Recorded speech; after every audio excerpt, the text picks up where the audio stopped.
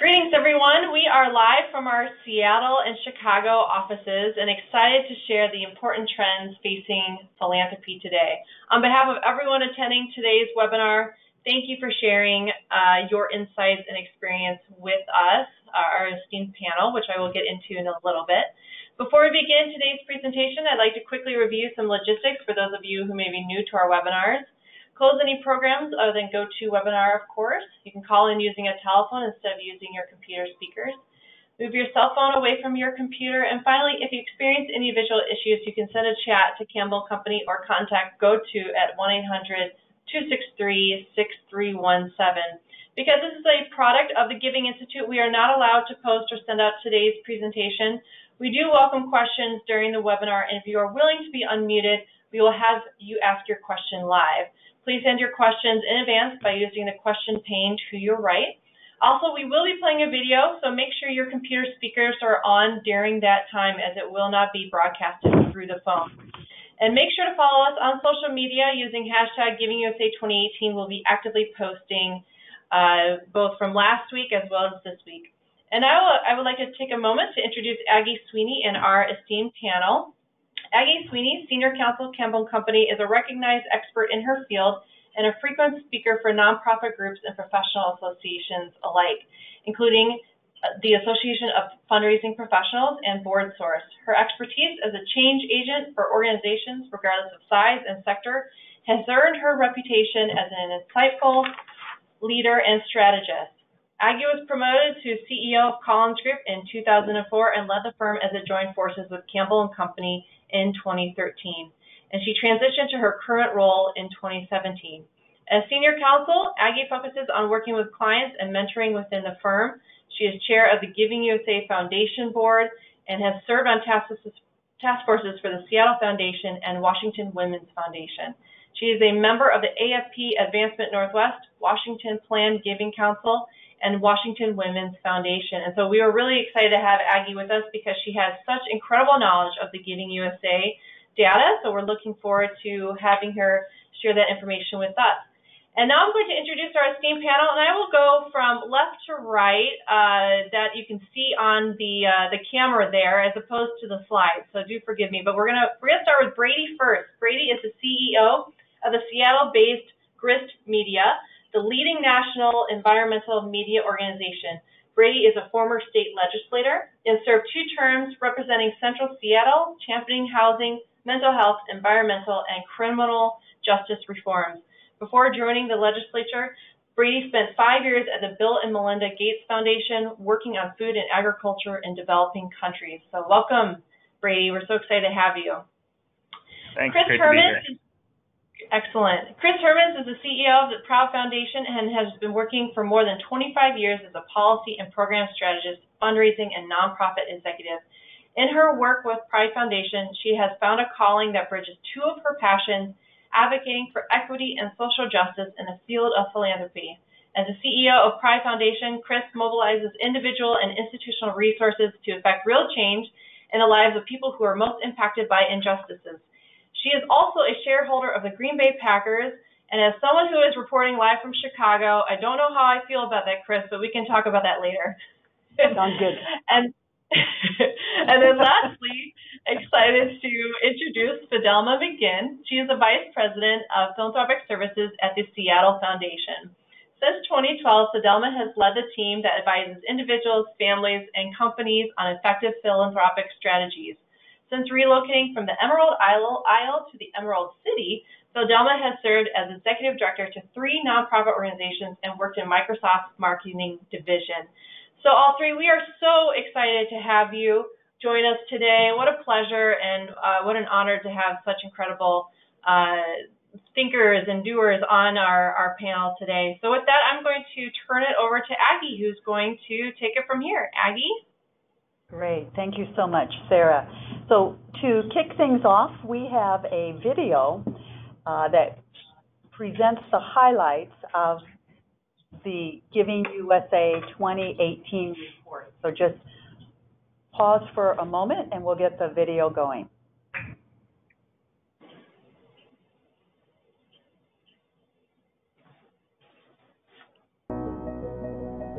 Strong market returns, political uncertainty, devastating disasters. 2017 had its share of ups and downs, but what did that mean for philanthropy?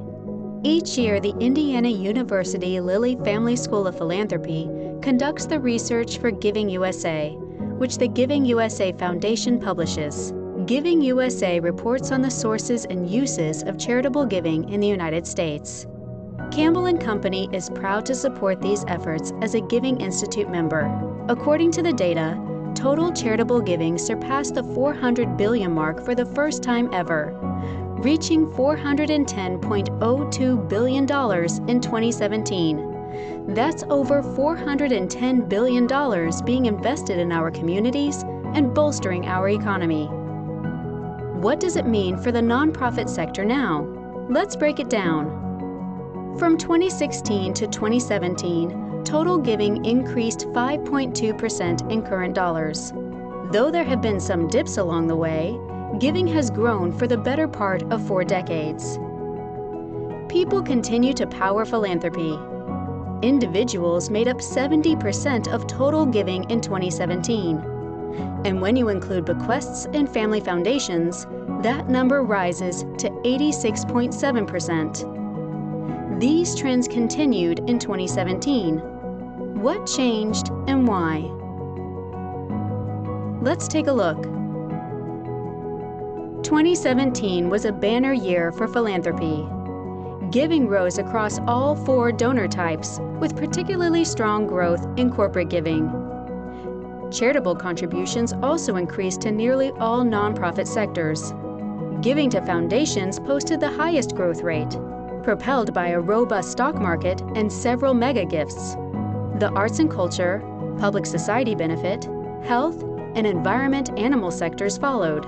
Arts and culture and health often pulling gifts from high net worth donors, and public society benefit includes some gifts made to donor-advised funds. At the other end of the spectrum, international affairs recorded a negative growth rate in 2017. Donor response to domestic disasters likely contributed to this dip. Did the big headlines of 2017 move the needle? Let's investigate. The economy has always played a critical role in charitable giving. In 2017, a strong economy and financial markets boosted giving by individuals. Disasters in 2017 helped spur the high growth rate in corporate giving, which included $405 million in disaster relief. What about tax reform? Following the Tax Reform Act of 1986, individual giving increased dramatically in 1986, then declined the next year. It's too soon to tell if the Tax Cuts and Jobs Act of 2017 has impacted giving or will in the future. For now, the outlook is bright. Despite 2017's ups and downs, giving continued to gain strength, proving the staying power of philanthropy. So where do we go from here? In 2018 and beyond, the nonprofit sector will continue to make the case for broad-based participation in philanthropy. And Campbell and Company will be there every step of the way. As nonprofit consultants, Campbell and Company tracks and interprets trends that impact organizations across America. Check out our website at campbellcompany.com for more analysis of the Giving USA data. To buy Giving USA materials, visit givingusa.org and use the code CAMPBELL for 30% off. Great, thanks. I hope you enjoyed that. It's so fun to see data that's visualized and not just dry. Now I'm going to take about 10 minutes and dig a little bit deeper into some of the headlines for this year's Giving USA report. For those of you not familiar with the report, it's been published annually by the Giving USA Foundation for over 60 years, and our firm, Campbell and Company, is a proud member of Giving Institute and one of the sponsors of the research for the annual Giving USA report. And our research partner is the Lilly Family School of Philanthropy at Indiana University. So we're going to be digging deeper. Let's take a look at some of the topics we'll cover in the next couple of minutes, and we're going to these pretty quick to get to our panel discussion. In 2017, I want to show you the pie chart for contributions. As you can see on this, go ahead and advance if you can, Emily. Thank you. As you can see, contributions are primarily from individuals, as was stated in the video, and this has been consistent with previous years. If you look at the next slide, you can see giving by source over the last 40 years, that giving by individuals has always been the largest sector, and there's been a significant increase in giving by foundations, and we'll be talking more about that.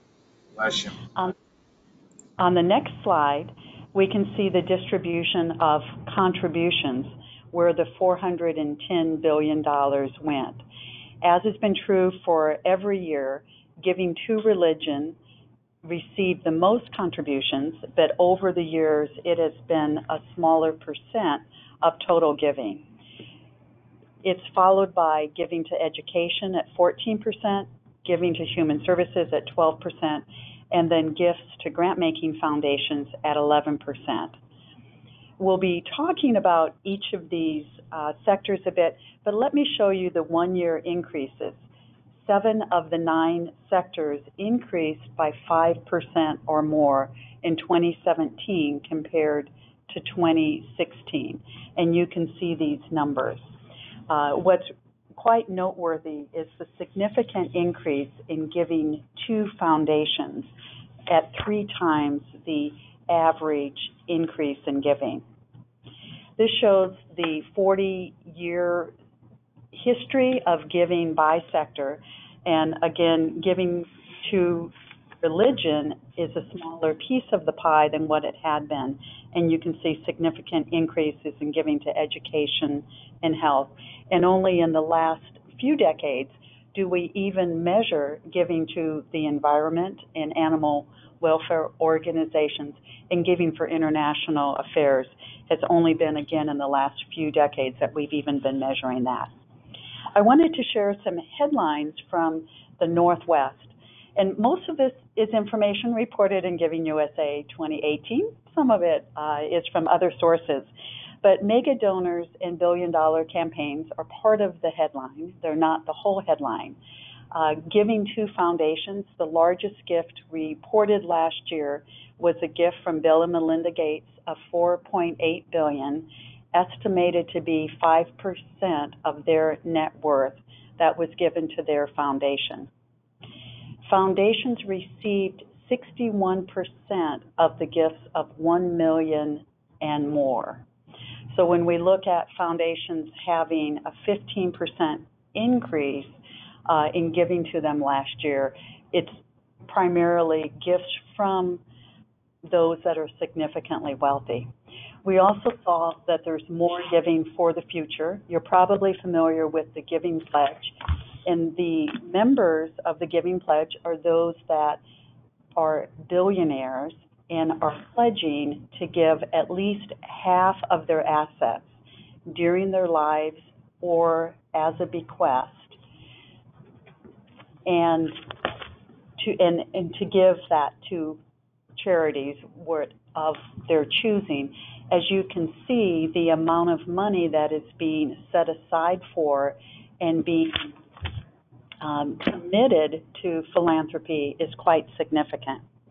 And I also want to talk a bit about giving to human services.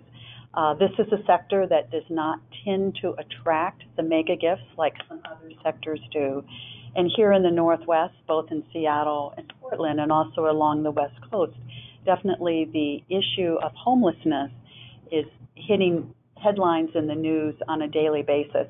And I wanted to point out a very significant commitment made by Paul Allen for permanent housing facilities for homeless families, and that's a project through Mercy Housing Northwest.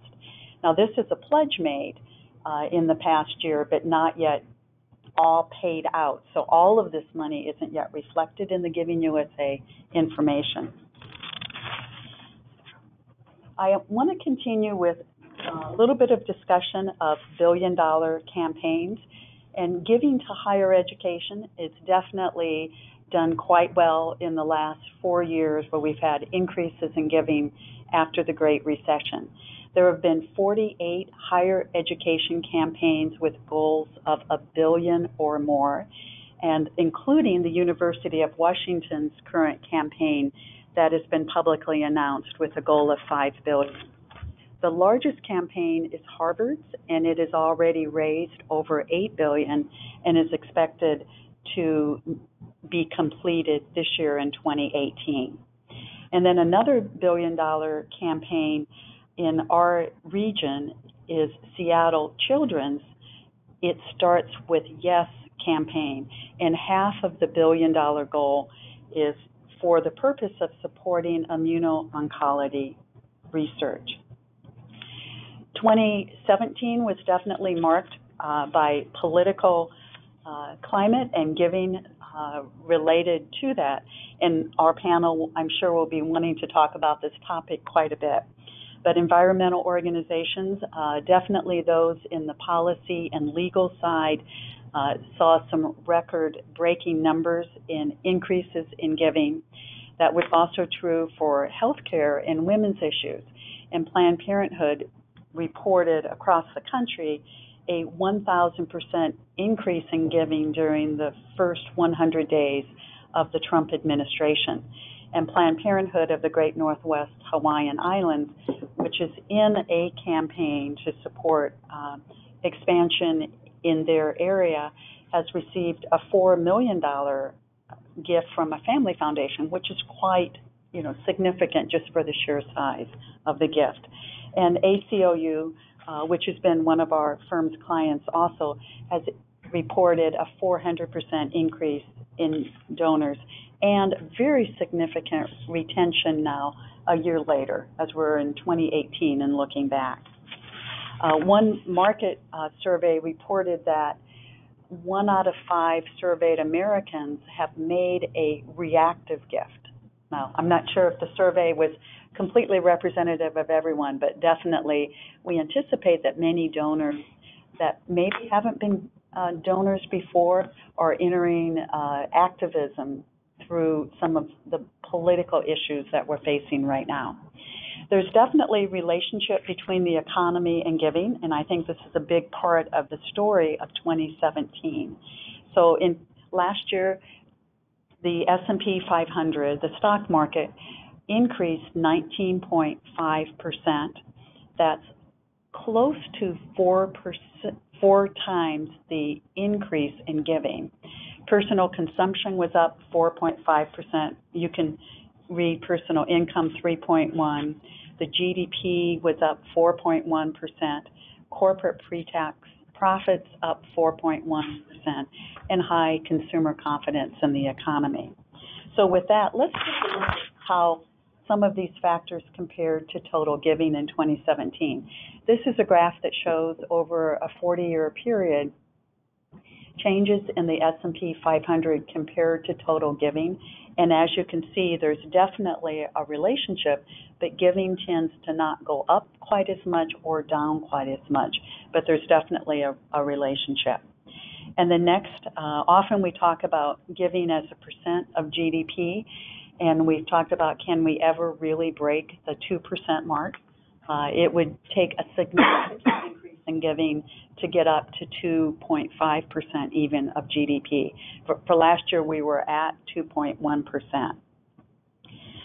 Next, there's been a rise in donor-advised fund giving, both giving to donor-advised funds and grants from donor-advised funds. And I'm sure we'll be hearing some more about that from our panel also. One thing I wanted to point out is that approximately 20% of the public society benefit category is the net of giving to and grants from the national donor-advised funds.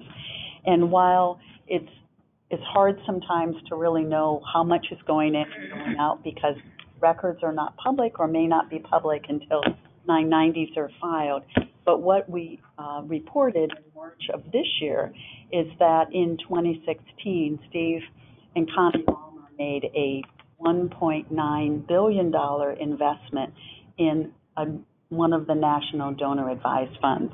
So definitely some significant funds going into those accounts. And next, I want to talk just a little bit about some research that Giving USA Foundation put out earlier this year through a special report. And we were really trying to examine grants from donor advised funds and how much are they and where is that money going. As you can see on this chart, in billions of dollars, the grants from donor advised funds have been increasing every year. And on the next chart, you'll see the sectors that donor advised fund grants are going to. So education is receiving 29% of those grants.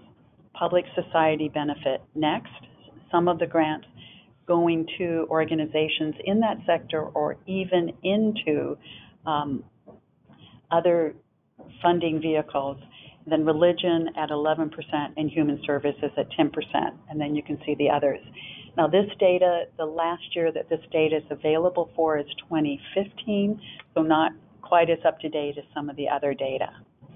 Another issue, of course, that's in everyone's mind this year is what will happen as a result of tax reform, and will it make a difference on giving? In fact, one of the headlines from today's Chronicle of Philanthropy was a study that reported that perhaps as much as 4% of giving for 2017 might be at risk due to fewer Americans who are expected to be itemizing charitable deductions for this year. It's too early to tell, but we know that this is on many nonprofits' minds and considering it as an issue around potential giving. And then finally, I wanted to just end on a few best practices for fundraisers. First, it's important to focus on retention and upgrading. Second, it's important to build an effective multi-channel program and to communicate with donors at the place and in the way that donors are going to find you, and that often requires investing in and using technology and being in the digital and mobile spaces. It's also important to build lasting relationships, to know your donors, to show them your organization's impact, and to cherish or love your donors, and to keep them close. So with those as data highlights, I'm delighted now to move to our panel discussion. We'll go ahead and let you see everybody again. And we have a few questions prepared for the panel.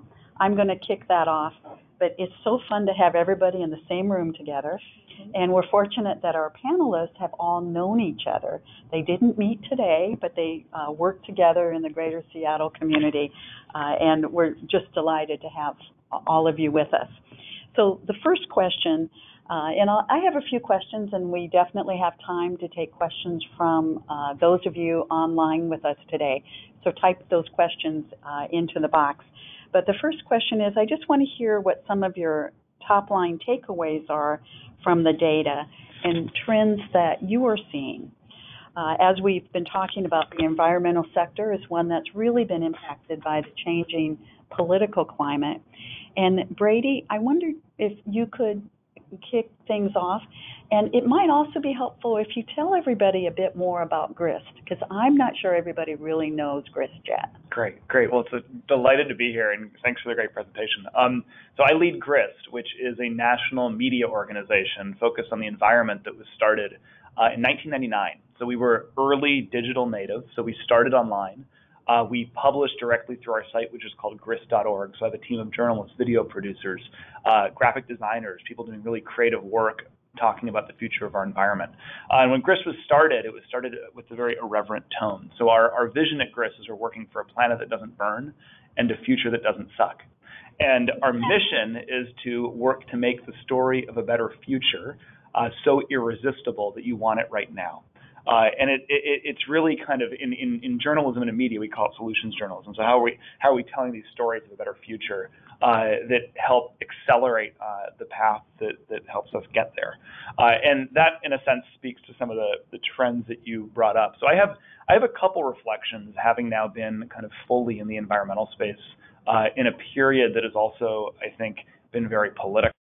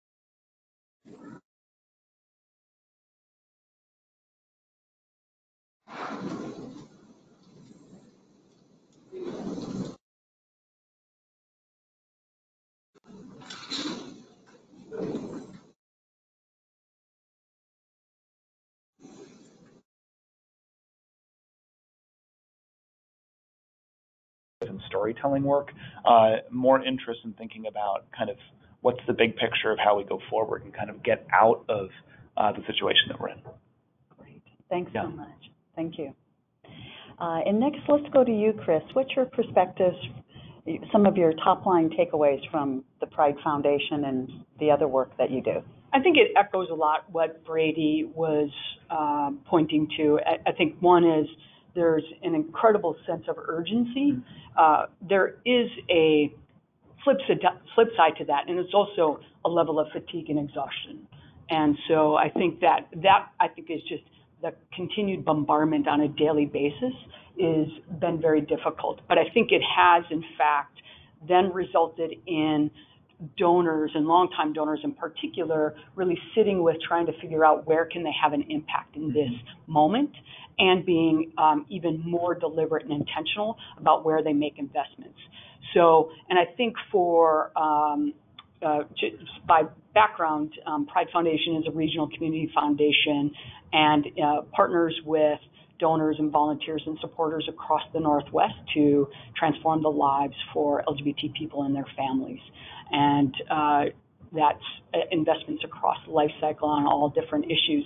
And I would say that especially since we're almost now for 2 years, that urgency has been amplified by a really strong sense and a very sudden shift in the erosion of civil and human rights broadly, and with particular populations, including the LGBT community. And so that has also shifted in terms of people's optimism that we might have seen, like a part of the National LGBT Giving Project, a survey of over 8,000 donors across the country. You know, just in the last year, people think that the ability to solve issues impacting the LGBT community in 20 or 30 years has dropped dramatically. And I would say and as well, just in the last year, we've seen about 80% of people have said that where they once thought that things were, kind of moving in a forward path. They're really reminded that that our progress is not permanent, and that it's really important to stay diligent. And so, for us, like you saw in the numbers for Planned Parenthood and ACLU, Pride Foundation has also benefited from that, and in particular, I think it's really around kind of the surge donors, increased actually donors, narrowing the number of groups and charities they're giving to, but doing it more frequently and also at larger gifts, and especially we saw in terms of the number of major gifts going up. But we've also seen it across the full range, including our retention rate going up. And that, to Brady's point, is really the storytelling so that people, and we'll talk about more of that later, so that people really have a sense of where it's possible to move the needle under this moment where everything feels politicized, everything feels urgent, everything feels life-threatening. Do you feel like people are making trade-offs between charitable and political giving more than they used to? Well, I know that's a question that Aggie wants to answer, and absolutely. I mean, I appreciate Giving USA saying like there's a bright future. I'm less optimistic in this moment. I think it's an uncertain future, and some groups, some organization will benefit more than others in this, and a lot of that will have to do with the tools that people are using, the stories that people are telling in order to be able to reach donors. But through the number of the conversation we want to have today, there are a number of points, whether you're looking at bequest or donor advised funds, or if you're looking at political giving and the tax code changes. I would just say that right now the major theme is uncertainty. Yeah. Okay. I would echo that, and if I could just pick up on that. The momentum there relative to uncertainty. I think what we're seeing at Seattle Foundation, and we're one of the largest regional foundations that are community-based organizations here in the Northwest, our donors are asking for guidance. They are really hungry for advice and appropriate strategic plans that are consistent with their values and with their aspirations, but also within the context of their overall holistic wealth. They don't want their philanthropy just to be a side part of their asset deployment. They really want to think of it in a holistic way. And so a couple of things that we're seeing is people are asking us, well, how much is enough? What should I be giving? This data gives a clear indication that, again, individuals and families are being incredibly generous. But there's this question of, well, what should I be giving relative to my income? We talked a wee bit about the fact that, frankly, we're not as generous in this region as we think we really are. So here in the metropolitan Seattle area, we pride ourselves on being community involved and being progressive with our politics, aligning our political giving and our philanthropy. But in fact, the data actually shows that we're not. Relative to our peer metropolitan areas, the greater Seattle area is giving a proportionally different amount to our peers, and so it's less than 3% or something. If we were to increase to the national level, that would be another $150 million or so coming into our community through philanthropy. So I think a challenge for all of us is how do we help guide individuals who are interested in giving and those who have yet to join the chorus to be giving with impact and to be giving effectively, and to help guide them and give them the advice they're seeking, because the barriers to giving are all about hesitation and not having enough information to be able to give wisely. So as a sector, how can we provide more of that timely information about the effective nonprofits that are doing great work on the ground, and where there's coalition of partnerships that are working collectively together and being able to track that impact and show results. But I think to that point around a guidance and effective nonprofits, I think the other thing that as foundations, we have to really, if we think about how dynamic things are broadly in philanthropic sector, think about that for nonprofits, and for organizations, the investment in both that capacity building and talent investment is so critical on the part of philanthropy, so that actually nonprofits can shift and adapt to the changing climate as well. I mean, I think it's a great point. That's great. Well, let's shift gears a bit and let's talk some about donor advised funds. Based on estimates, at least for 2016, as much as 8.6% of all giving by individuals went into a donor advised fund, perhaps at a community foundation, maybe through one of the national funds, which we know have grown just by leaps and bounds in recent years, or maybe a donor advised fund such as at a university. So let's start with you, Kris. What are you seeing? And of course, one of the criticisms is money's going in, but is it coming back out? Yeah, I think it's a great point. What we're seeing, so Pride Foundation, like philanthropy broadly, has increased on the number of donor-advised funds over the last couple of years. Much of that was actually due to a merger that we were involved with. But the other thing, I think to Fidelma's point, it's really important. We have seen an uptick in the number of grants being invested from donor-advised funds in community groups. But I think the point around guidance, we are partnering much more closely with our donor-advised fund holders. And I would say in a couple of ways. One is that they're coming to us with guidance because there's a sense of strong urgency. There's also a very strong sense of overwhelmingness. And, worry about, again, we really worry about fatigue, but that people are really asking, if I want to make investment in housing and homelessness, if I want to make an investment in education access, if I want to make an investment in health equity, where would you recommend? And what we're seeing is that donors are making fewer and larger gifts, and that they're actually making gifts to us through their donor-advised fund for some of our general work. The two other places, one is that donor-advised fund holders, our donor-advised fund holders are awarding between 40 and 85%. It's about an average around 66 to 67% on an annual basis. Those are our regular, steady donor-advised fund holders. But one of the things that they're also doing is we're regularly publishing and making available our grant awards that we're making through our community grants program, because we have then done due diligence that they don't have the time or resources to do. And so that's another way that we're just partnering more closely, that they're making investments in issues and in organizations that have been thoroughly vetted and aligned with their values. I would say the final piece is that we know that peer influencing within giving is really important. And so we have seen a number of donor-advised fund holders serve as ambassadors to their peers and their friends and family about also establishing donor-advised funds. And there was just one final. I think the tax code changes.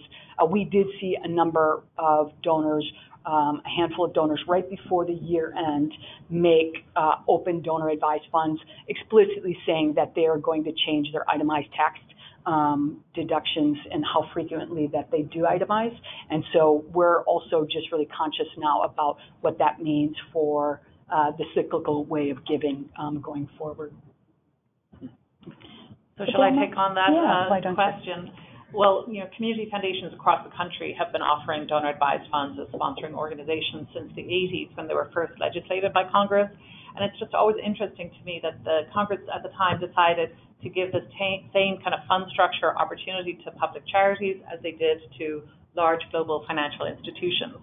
So now we're operating with two different, models, but the same product. So we like to say at the Community Foundation here in Seattle that not all DAFs are created equal. We have more of a kinship to the DAFs that Pride Foundation offers than we would a financial institution. And where we really add value, and the differentiator, I think, in a community-based organization is the expertise and the guidance we can offer, effective philanthropic advising, our community insights, the knowledge we gain from the program teams who are on the ground, who understand the partnerships and the nonprofits who are doing great work in the region, the ability to really lean into our own civic leadership. We take more active positions on situations, on topics that are relevant and current in our communities. And we can really translate that then into solutions for families and individuals and the businesses that we support, so they know then that their giving can be really effective and transformative, not just a transactional service. So that's how we'd like to distinguish our set of services, and recognize that the DAF structure, it's one of a dozen fund structures that generally community foundations offer. Between both of us here, Pride and Seattle Foundation, we have a broadest array of scholarship programs, for example, that are really customized to individual philanthropists who want to make a change in a specific area, whether it's through higher ed or through community college or through an apprenticeship program. We offer area of interest funds. We have a whole suite of other funds, but for sure the DAF product, if you will, has been the growth sector for us. Currently we support about 600 individuals, families, and businesses using that structure. And then many times we see individuals who have a private foundation use the DAF as a companion to their giving. So the private foundation may have a very clear sort of strategy or a framework that they're advancing. But then as individuals, they have their own individual interests and want to maybe engage a multi-generational conversation about giving. And so a donor-advised fund can be a really good tool to do that. One with a community foundation focus, of course. I'm a little biased, but I will say I think much appreciated. And we're seeing actually, we're in the business of actually granting out from donor-advised funds as opposed to being a hoarder of assets. So our propulsion of grants out, like last year, 86% of our donor-advised funds distributed grants. We have fewer endowed funds. I'm not sure about Pride, but we have like less than, I think 13% of our funds are endowed that have a spending restriction or some kind of a spending policy attached to them. But our role as philanthropic advisors is to ensure, our mission as a community foundation is to ignite powerful and rewarding philanthropy to make our region a stronger, more vibrant community for all. So that requires us to be every day in touch with our donors, encouraging them to give thoughtfully and strategically and aligned with their values, and showcase evidence-based, research-based organizations that are doing that kind of work. Yeah, it's interesting. I might chime in on one point there. I'm more on the side of being a beneficiary of donor-advised funds. And I have found it really impactful over the last 6-8 months. I've had the chance to interact with a few large community foundations around the country who have done a little bit more of what you were describing, Kris, around these peer-to-peer models, who have been thinking about how you can bring people together around specific areas of investment or practice areas to have kind of conversations amongst peers. Absolutely. And I've found that to be really interesting and powerful too, especially as you've seen people grappling with a lot of the same kind of essential questions and trying to move their own grant making in some way upstream, I think. And I think that, especially when you approach problems from where I am, which is more of a narrative and storytelling, those problems can be very upstream. I mean, when you're talking about shifting the frame or shifting the ideas of what's possible socially and culturally, there's that famous quote that there's nothing upstream from culture, which I passionately believe. I think there's nothing upstream from culture. And I think that you've seen kind of a migration of donors, at least as I've seen some of these conversations with community foundations around the environment. You've moved some more into storytelling and narrative work. But I don't know that those would necessarily be conclusions that donors would reach if there weren't some of these communities of practice. And I specifically, this was something with the San Francisco Foundation a few weeks ago that was actually around environmental education, but it ended part of the conversation being around the more upstream framing of kind of the meaning of education, environmental education, and kind of life outcomes for kids. So let's take one more let me ask one more question, and then we'll take some from our online audience, and I have another one for you if we have time. But what I want to jump ahead and ask and start with you, Brady, with the changing political climate and tax code changes and just whatever you're seeing is what will happen. How is Grist responding? Well, we were talking on this a little bit before we jumped onto the live webcast, but just the nature of our donor structure, I'm not especially, hopefully, I'm not especially worried at the current state. I mean, I think nonprofit media in general is struggling with its business model, which is, I think, separate from tax code changes. And we're kind of unique creatures in that we earn income, but we also, raise a lot from membership models typically, which are kind of like NPR does. So I'm not directly, I don't have kind of direct reflections on the tax code shifts. Maybe as an individual, as someone personally who kind of falls in that giving range where my husband and I think about it, I can see how it might start to impact donors who are giving away $10,000 to $30,000 a year. But that's that. As we kind of go to the intergenerational question, I have some thoughts there, but maybe hand it over to Kris. Yeah, I mean, I think I appreciate Brady's optimism. I think, which I have. Yeah, and I'm a very hopeful person, and we see this as an opportunity to respond to the uncertainty. And I would say on the tax code side, which a number of us have referenced, we have both donors who have opened up donor advised funds with the explicit understanding that they are going to be itemizing every other year. So obviously, that makes some changes around budget planning. The other piece is we actually did have donors contact us at the end of the year around their annual giving, and they made the gift and explicitly said this is for 2 years. And so then thinking about what does that mean, again, not on just budget planning and resource allocation, but also in terms of your technology and your data reliability, that you just have to note, like, people are going to make a gift they made a gift in 2017, it covers 17 and 18, and we have to make sure that we're doing all the due diligence with that gift, as well as the stewardship and ongoing relationship building. And so there's an interesting piece there for us. I would also say that on the political side, which I noted and we've all been talking about, there is a really strong sense of urgency. It is coupled with an overwhelmingness. And I think that that means that people, to the place of, on some level, being immobilized. And again, both to Fidelma and Brady's points, really being in close touch and the ongoing relationship building is really important, and really spotlighting stories that really show where there is progress, so people know that there's kind of possibilities is important. And I would say to something that you mentioned earlier, we are concerned about the midterm elections. I mean, people so much has been politicized in this country, and we are seeing that, kind of just incredible amount of outreach around political giving. And so I think for us, we do know there can be trade-offs, and especially with less incentive in terms of tax deductions, that people may make choices around that upstream investing in changing the democracy and what the composition of our legislatures and Congress looks like. So that could also, for us, again, it's just that caution about the future. It's not necessarily bright. It could be bright, but there's also just cautionary tales in all of that. I think I would add the donor education piece and engagement is really important. I would encourage our listeners in the webcast today to also be sure that you're working hand in glove with the professional advisors that support either high net worth individuals or their families, because they so often are giving that advice and being led by that advice when we don't always have the opportunity to be at the table to have that upstream conversation about their overall wealth picture.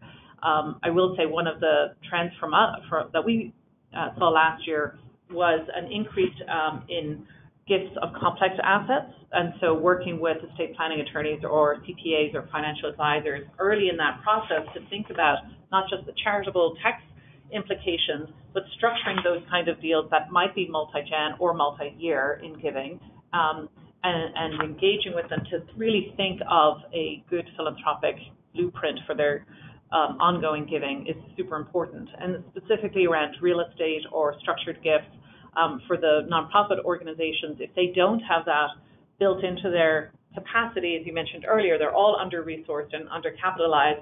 Think of if you can partner with your local community foundation or regional community foundation to think of a partnership there, so you could be using their back office support to ensure those complex gifts aren't left off the table. And even not just real estate or residential or vacation homes, but closely held family businesses. There are so many families that don't have good succession plans in the next generation, but it's a really great conversation to be having with them about what is the legacy they want to leave in their community where they earn their wealth. So again, for the development directors chiming in, be really thinking creatively about ways you can engage that conversation with your donors who've shown loyalty and commitment to your mission. And if you can't organize the back office work, reach out to the community foundation partners and Pride Foundation analogous organizations in your region to work with you on that. Great, thanks. So Sarah, do we have any questions from the online audience participants? We do. So we have a couple we have a data question regarding DAFs, if you don't mind, Aggie, since I know that you are our resident expert in DAFs, but regarding the slide that references 69,500 DAFs in community foundations, and this person is a bit unclear. Are the subsequent DAF-related stats for both community foundation and commercial DAFs? Yes, there is information compiled and two good sources of that. One is the annual reports from the National Philanthropic Trust, NPT, and the other is the report released by the Giving USA Foundation this past March, which provides a lot of background, and that can be found at givingusa.org. Can I Fidelma, add another please. source? Yeah. I would also direct people to CF Insights, which is essentially the data source for all community foundations nationally, and they have specific information about the community foundations funds distribution and absent to the commercial providers. Great. Kris, did you want to add anything else? No, I think that makes, it all makes sense. So, okay, great. Good resources. Okay, excellent. Thank you for answering that. This is a little bit of a long question, so bear with me. And this question is from Rebecca. My small startup, which is an affiliate of a new national organization with 2 state chapters, has been totally reliant on foundation and corporate money. I'm working to launch an individual giving program, and it's slow. Our program delivers services to very low-income people, so our potential donor base is not immediately obvious.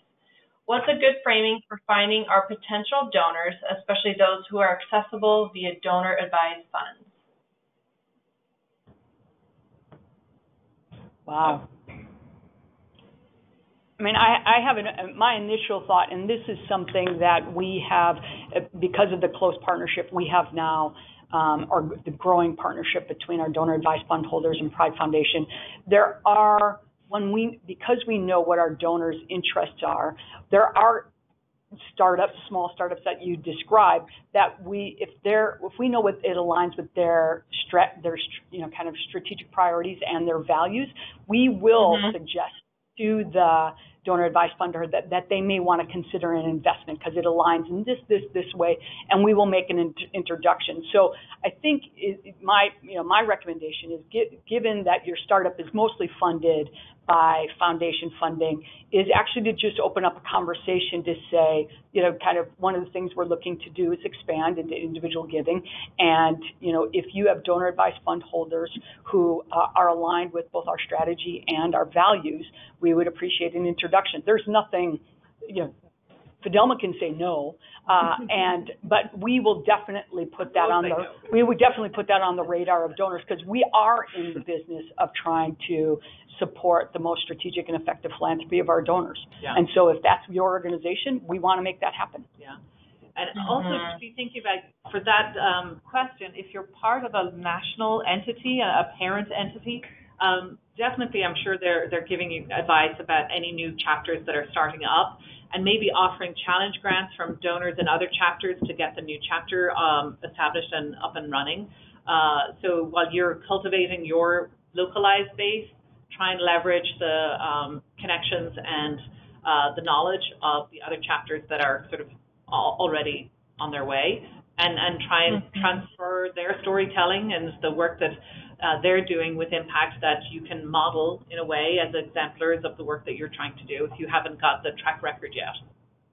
Yeah, I also think that these opportunities for organizational leaders, when community foundations have these communities of practice amongst philanthropists with donor advised funds, these opportunities for organizational leaders to come and pitch or to share what you're doing or to kind of educate, those are great opportunities for organizational leaders. Yeah.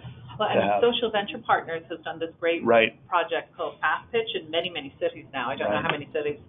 We always like to take pride in Seattle that not only did we introduce the world to a $4 cup of coffee, but we also have innovations in philanthropy, and Social Venture Partners was originated here. But their Fast Pitch model is intended to showcase these great new, both social enterprises that are for-profit and non-for-profit as well. But I also just want to acknowledge there was a point that Rebecca, kind of raised, and that is this also kind of informs my look at the future. What you're facing is not unlike what many are, and that is, how do you engage individual donors who do not necessarily see a direct benefit or that they directly use the services that you provide. That is actually a reality across so many nonprofits, small and large. And I think it's evolving where we see that there's, kind of there's fewer people giving higher amounts. But what does that mean for kind of smaller gifts, millennial givers, and for people who actually do receive direct benefit? There's just, it's really kind of figuring out where, and I would just say choose a kind of a community of potential donors and start there and see what kind of response you get, and then think about degrees of separation from who actually feels like they have a direct benefit. Yeah. To Brady's point, storytelling so that people actually see both the direct and kind of tertiary benefits is really important, so that everyone sees not having a future that sucks is really important, whether or not you actively engage in parks. Exactly. Sarah, we probably have time for at least one more question. Yes, we have another question regarding mediums. So are there any mediums that are best to reach private donors who have donor-advised funds that you might recommend? As in communication channels or I think so. I think this is what they're referring to. Yeah. Mm-hmm. Yeah, I mean, I would say to some of the points that Kris mentioned earlier, part of it is ensuring that you're staying in close contact with your local resource or supporting, sponsoring organization, Community Foundation in this case, or Pride Foundation as a community foundation more regionally focused, to ensure that the program officers and the advisors who are supporting the individuals and families with donor-advised funds, that they're aware of what you're doing, what the impact that you're having with the resources that you're requesting, and that you're able, it's sort of like being persistently polite without being overly intrusive. Like, we like to be accessible and, make sure that we're getting the most current information. It's a partnership. We rely on a reciprocal partnership with our nonprofit colleagues in the field who are doing the direct service.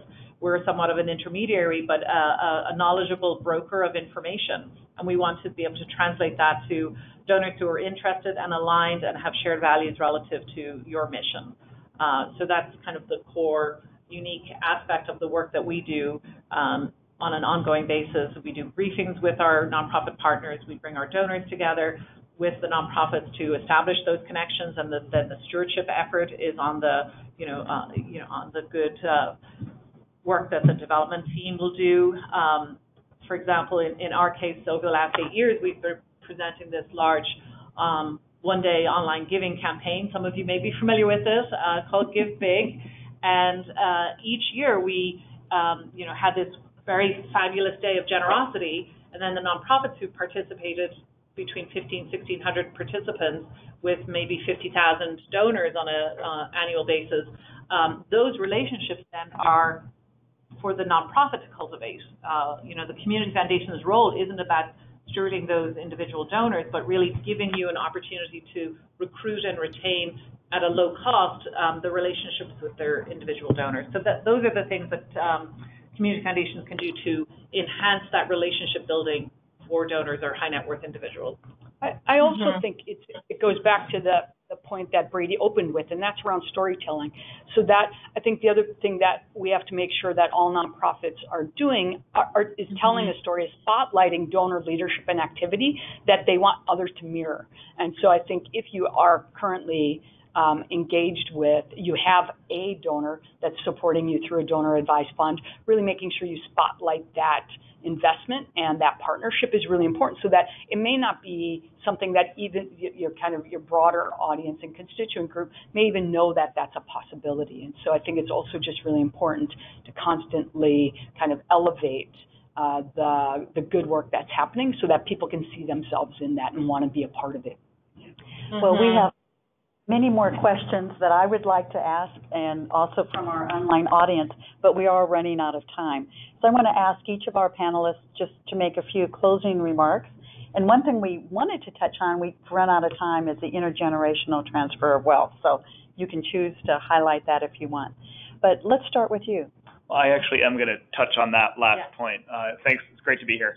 So I have found one really interesting thing in working, and this may just be anecdotal, but working with a few families, major donors, major investors in Grist especially over the last year, who are also thinking of intergenerational transfer of wealth.